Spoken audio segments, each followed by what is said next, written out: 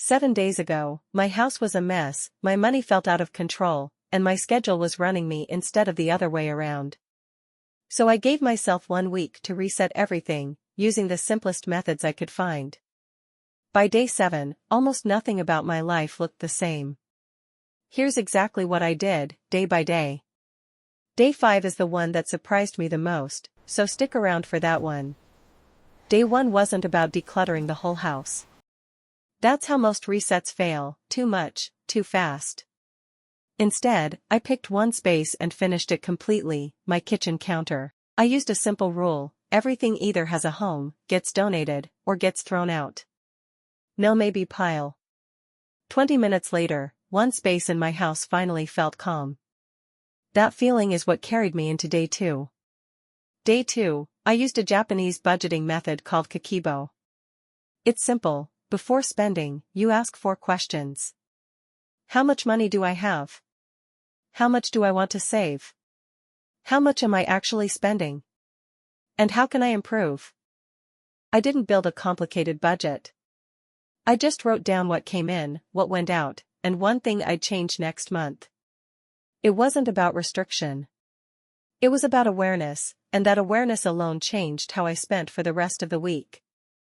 Day 3, I left the house alone and reset something we almost never think about: my phone. I deleted every app one hadn't opened in 30 days, unsubscribed from every email list I never read, and cleared my home screen down to the apps I actually use. Day 4, I looked at my morning routine and cut it down to 3 things: make the bed, drink water, write down my top priority for the day. That's it. This one took the least effort and gave me the most relief. My phone stopped feeling like a source of noise. I used to have a 7-step morning routine I never actually finished. A 3-step routine I can actually do beats a perfect routine I always skip. Day 5 was the one that surprised me the most, the one I told you about at the start. Every house has one: the pile of stuff you feel guilty about. Unread books. The exercise equipment.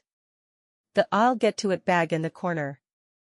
I picked mine, and instead of organizing it, I made a decision: keep it, use it this week, or let it go. What surprised me wasn't the space I got back, it was how much lighter I felt once the guilt was gone, not just the stuff. Day 6 wasn't about decluttering anymore, it was about making the spaces I'd already cleared actually feel calm. I cleared surfaces completely, let in more natural light, and created one small ritual: 5 minutes with tea, no phone, to close out the day. Day 7 wasn't about doing more. It was about making sure the first 6 days didn't disappear in a week. I picked one system to maintain it: a 5-minute Sunday reset, where I do a smaller version of all 6 days, every week. Not a new declutter. Just upkeep. 7 days in, my house was lighter, my money felt clearer, and my schedule finally felt like mine again. None of it was complicated. It just took one day at a time.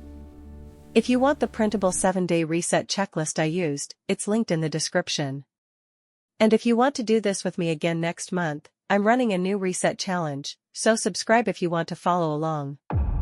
And if you want to start with the basics first, this is the video that started it all for me.